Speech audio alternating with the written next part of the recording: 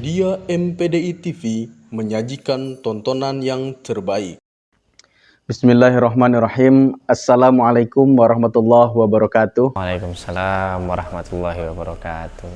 Innalhamdulillah mawadu. Pada kesempatan malam hari ini, alhamdulillah sudah hadir di tengah-tengah saya, yaitu Ketua PAC GP Ansor, Gerakan Pemuda Ansor Kecamatan Bulo, yaitu sahabat Nurul Hakim Esos. Gimana kabarnya, Bang? Alhamdulillah sehat. Alhamdulillah sehat. Oke. Sekarang masih proses ini, Bang, ya, udah tahap akhir untuk kuliah S2 ya? Iya, alhamdulillah. Ikhtiar pendidikan. Alhamdulillah. Jadi ngurusin organisasi Jojong, tetap tidak mengesampingkan pendidikan, ya. Oke. Oke. Nah, sengaja saya mengundang daripada sahabat dari pengurus Ansor Kecamatan Bulo. Ya, di Kecamatan Bulo saya rasa masih awam terhadap keorganisasian, baik itu Muhammadiyah maupun Nahdlatul Ulama. Jadi sejauh ini yang saya rasa, karena saya orang Bulo juga, ya hanya sebatas ya bergaul saja, tapi tidak begitu ikut campur terhadap, tidak mau tahu terhadap organisasi. Nah, karena ketidaktahuan dan terhadap organisasi ormas ya, ormas agama. Nah, bagaimana ceritanya awal pertama kali Gerakan Pemuda Ansor ini masuk di Kecamatan Bulo? Terima kasih kepada sahabat Yobi yang alhamdulillah pada kesempatan kali ini diberikan kesempatan untuk hadir di podcast MPDI TV. Yang pertama, secara sejarah Kecamatan Bulo ini pecah dari Kecamatan Parasuka dan pecahnya Kabupaten Pringsewu dan Tenggamus di tahun 2009. Itulah cikal bakal awal Gerakan Pemuda Ansor ada di Kecamatan Bulo, yang mana sebelumnya kita gabung di Kecamatan Parasuka. Maka untuk kondisi saya saat ini itu adalah sebagai Ketua Gerakan Pemuda Ansor Kecamatan Bulo periode ketiga, yang mana pertama yaitu Ustadz Mustaqim, demisioner MVCNU. Beliau adalah Ketua GP Ansor 2009, yang mana dulu diamanahkan di konferansap pertama beliau sebagai ketua di Kecamatan Bulo, dan dilanjutkan periode kedua yaitu sahabat Ismanto, dan periode ketiga di konferansap ketiga yaitu saya sendiri beserta sahabat-sahabat yang lain. Itu awal masuknya Gerakan Pemuda Ansor atau aktifnya Gerakan Pemuda Ansor di Kecamatan Bulo. Itu. Berarti kalau melihat dari historis tahun itu 2009 sampai dengan 2025 baru 3 ketua ya, yang dari misioner sudah 2, artinya ada kevakuman lama itu kira-kira ketua ya. Betul. Oke. Nah, setelah vakum yang sudah lama itu kan artinya hari ini menjadi ketua Gerakan Pemuda Ansor Kecamatan Bulo, pasti ada menemukan seperti halnya titik awal ya kan, babat alas lagi. Nah, kira-kira begitu awal pertama kali di Kecamatan Bulo menjadi ketua, apa yang pertama dilakukan, terobosan-terobosan apa dari Ketua GP Ansor Kecamatan Bulo sendiri, dan apa tantangan sebelumnya? Ya kan, melihat historis yang lama itu tadi, ada tantangan tersendiri, kemudian apa yang menjadi terobosan untuk Gerakan Pemuda Ansor di Kecamatan Bulo? Jauh sebelum saya ikut gabung di Gerakan Pemuda Ansor, karena di NU itu kan ada badan otonom yaitu Muslimat, di bawahnya pemuda yaitu Gerakan Pemuda Ansor dan Fatayat, di bawahnya ada Ikatan Pelajar NU atau Ikatan Pelajar Putri NU. Jadi saya sendiri itu sebelumnya aktif di 2012 yaitu di Ikatan Pelajar NU atau organisasi sayapnya yaitu CBP atau Korps Brigadir Pembangunan. Pada saat itu saya gabung di PC IPNU Kabupaten Tenggamus di 2012 hingga 2017. Disitulah saya mengetahui bahwa di Nahdlatul Ulama selaku ormas secara utuh mempunyai badan otonom yang memang bisa dan mempunyai secara keseluruhan hingga ranting atau kecamatan. Di periode kedua saya masuk ke pengurusan IPNU 2015 hingga 17 atau 2017 lah pada saat itu. Baru saya ikut gabung menjadi wakil sekretaris di Gerakan Pemuda Ansor Kecamatan Bulo. Pada saat itu ketuanya yaitu sahabat Ismanto. Nah, disitulah saya ikut berkhidmat, dan di periode 2022 hingga 2024 saya diamanahkan, kalau tidak salah tepatnya di Januari. Di situ saya diamanahkan menjadi ketua, dan disitulah titik awal saya mencoba untuk menjalankan amanah sebagai ketua Gerakan Pemuda Ansor Kecamatan Bulo. Itu kalau historis saya aktif di KBNU, dan latar belakangnya memang kalau orang tua saya memang dulunya aktif di kegiatan NU. Setelah itu kenapa kok saya ingin mengaktifkan di Gerakan Pemuda Ansor khususnya di Kecamatan Bulo?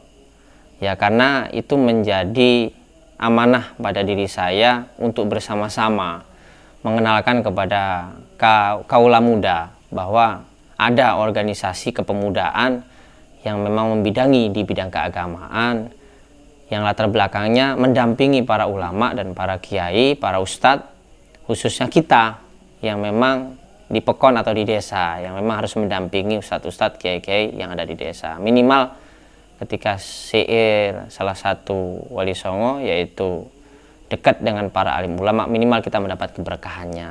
Oke. Nah, kemudian kalau berbicara di Kecamatan Bulo ini kan ada 10 pekon ya. Artinya di bawah daripada naungan PAC yang dari kecamatan ada pimpinan rantingnya yang di tingkat pekon. Nah, begitu Bang Hakim ini menjadi ketua, apakah sudah ada ranting-ranting di masing-masing pekon 10 ini, atau memang di pengurusan Abang ini yang mulai merambah ke semua ranting, semua pekon itu sudah ada pimpinan ranting awal pertama kali sampai dengan capaian hari ini? Ya, jadi setelah kita diamanahkan menjadi pengurus atau ketua PACGP Ansor pada Januari 2022, saya membentuk kepengurusan secara khusus dengan tim formatur. Alhamdulillah perwakilan dari masing-masing pekon walaupun tidak penuh ada. Disitulah kami membahas sebelum diamanahkan di Rakerancap atau rapat kerja anak cabang, kita mempunyai terobosan mengaktifkan kembali seluruh pengurus ranting atau pengurus desa Gerakan Pemuda Ansor, tapi kita sowan dulu dengan para sesepuh GP Ansor. Masih berjalan atau tidak, masih aktif atau tidak. Ternyata memang ada beberapa pekon yang masih vakum. Maka dari situ kita mempunyai inisiatif sowan para tokoh, silaturahmi untuk mengaktifkan lagi.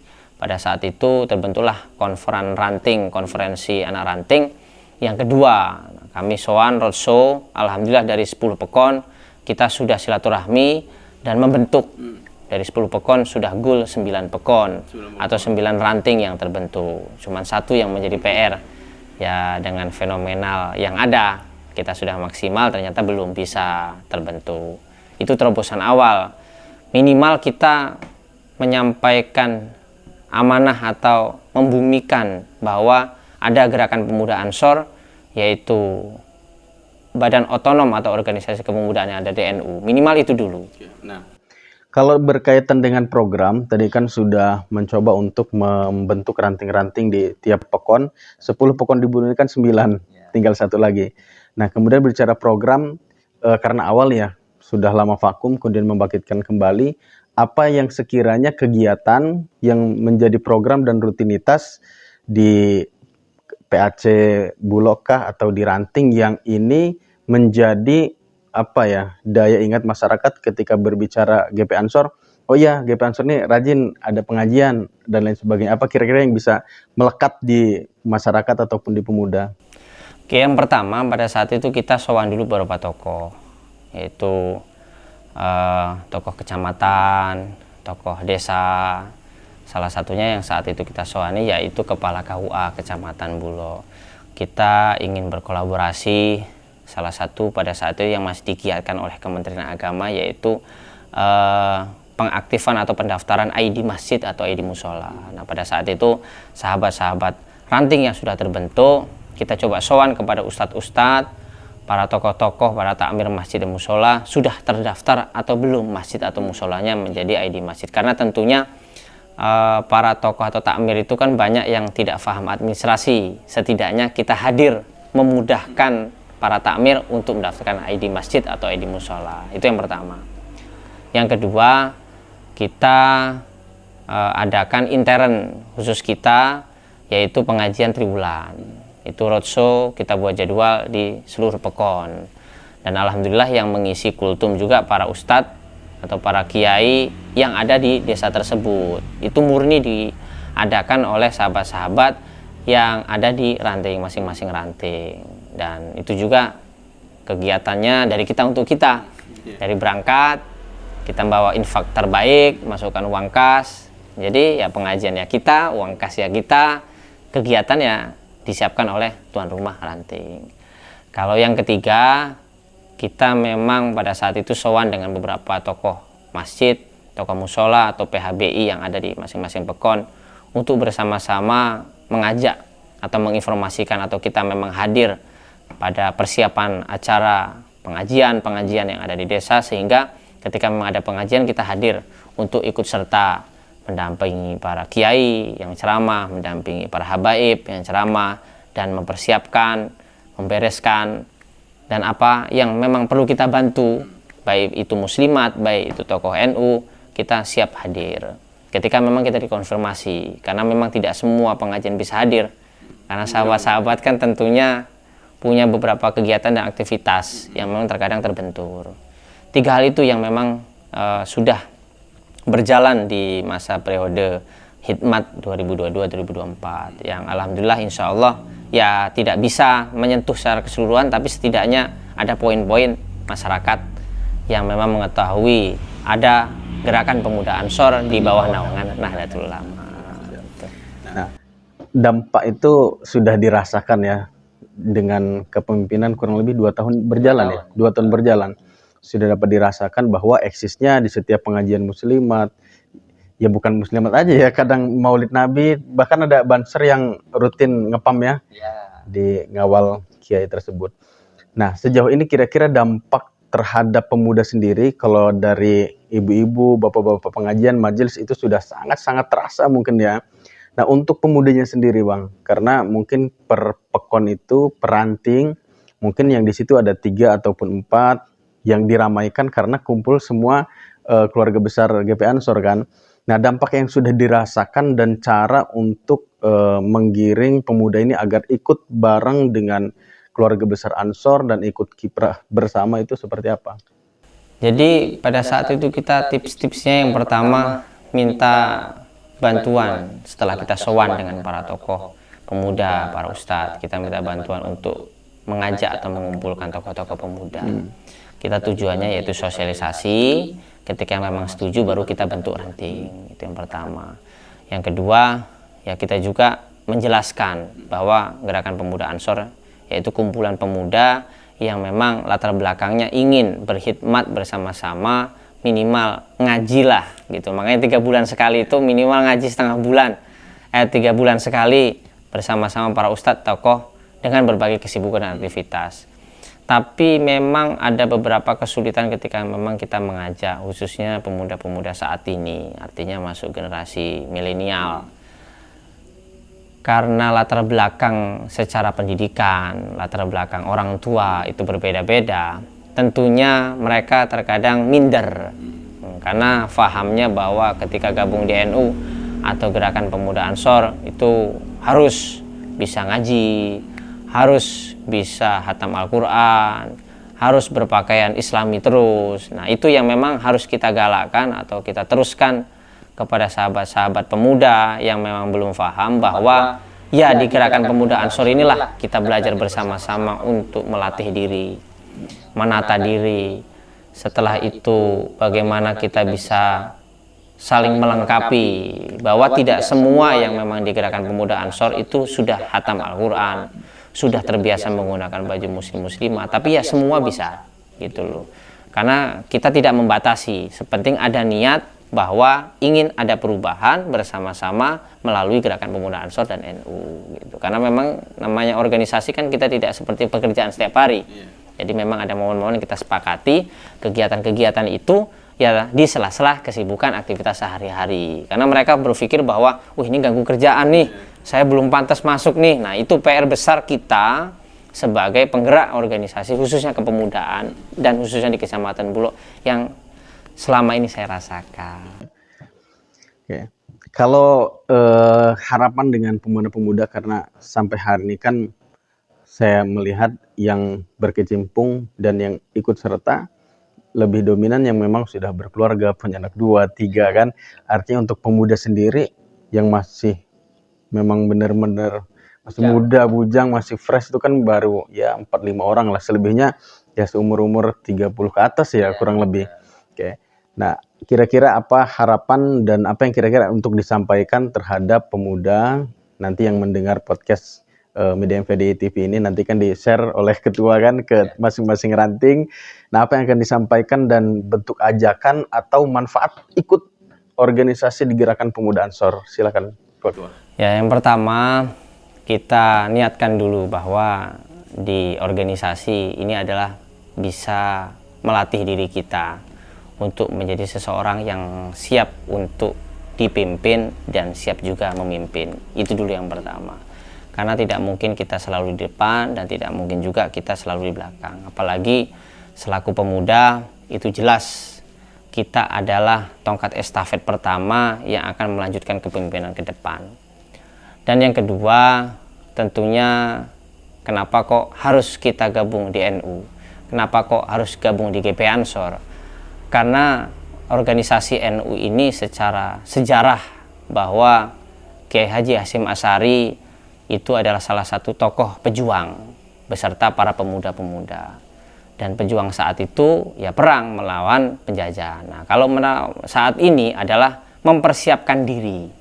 Bagaimana pendidikan kita, baik itu pendidikan formal, sekolah maupun pendidikan agama, TPA, TPQ maupun pondok pesantren bisa menempa diri kita. Nah, di organisasi inilah untuk mematangkan diri kita menjadi seorang pemimpin yang siap untuk dipimpin dan juga siap untuk memimpin. Karena organisasi ini banyak kita belajar di depan, berbicara, belajar mendengarkan, dan tentunya gabung dengan para alim, yaitu orang-orang yang mempunyai ilmu yang sudah mempraktekkan dalam kehidupan sehari-hari. Dan yang lebih utama adalah Kecamatan Bulo ini adalah salah satu kecamatan yang ada di Kabupaten Tenggamus. Secara indeks perkembangan manusia, artinya kita masih belum masuk 3 besar di Kabupaten Tenggamus. Ini juga masih menjadi PR kita bahwa pemuda Kecamatan Bulo harus hadir di masyarakat, harus siap menjadi seorang pemimpin, dan juga harus siap menjadi seseorang yang memimpin untuk ke depan melanjutkan estafet para pemimpin-pemimpin kita saat ini. Itu sih PR saat ini, kenapa kok kita wajib dan penting gabung di Nahdlatul Ulama dan di Gerakan Pemuda Ansor. Karena menurut Wali Songo kan salah satunya obat hati yaitu gabung dengan para alim, para ulama. Walaupun kita bodoh-bodohnya orang, karena memang kita tidak dilahirkan menjadi seorang yang cerdas dan mempunyai orang ilmu. Insya Allah kalau kita dekat dengan para alim, para ulama, kita akan mendapatkan barokah dan mendapatkan manfaat yang lebih. Syukur kita mendapatkan doa juga. Insya Allah kita dimudahkan hal-hal baik kita ke depannya. Amin, amin. Oke, baik. Terima kasih banyak ini Pak Ketua sudah sharing di podcast Media MPDI TV. Ya, berarti kita dapat menyimpulkan bahwa ketika berorganisasi itu ya terus ikhlas, pengabdian, tanpa mengedepankan kepentingan pribadi kan, atau terlebih lagi untuk memperkaya diri. Nah, itu kan nggak begitu, karena tadi niatnya adalah ikhlas, ikhtiar, dan juga mendekatkan diri terhadap ulama di samping kesibukan masing-masing ya. Dan juga peran pemuda sangat luar biasa. Nah, mudah-mudahan dengan hadirnya podcast bareng dengan Ketua GP Ansor Kecamatan Bulo bisa memberikan motivasi dan juga bisa untuk kawan-kawan ataupun para pemuda di Kecamatan Bulo gabung di Ansor, dan ada banser ya untuk perekrutannya, tidak mesti 1 bulan sekali ya, tapi tergantung tergantung kegiatan Prokja atau hasil Rakerrancap kalau tingkat kecamatan, kalau seumpamanya tingkat kabupaten yaitu Rakercap. Ada atau tidak kegiatan tersebut? Ke persetujuan dari pengurus cabang ya. Artinya nanti kalau ada, nanti kita bantu share lah untuk kawan-kawan pemuda yang mau ikut serta di Gerakan Pemuda Ansor Kecamatan Bulo. Terima kasih, mudah-mudahan ini dapat memberikan manfaat. Kurang lebihnya mohon maaf. Ihdinas shiratal mustaqim. Wallahu muwaffiq ila aqwamit thoriq. Wassalamualaikum warahmatullahi wabarakatuh. Waalaikumsalam warahmatullahi wabarakatuh.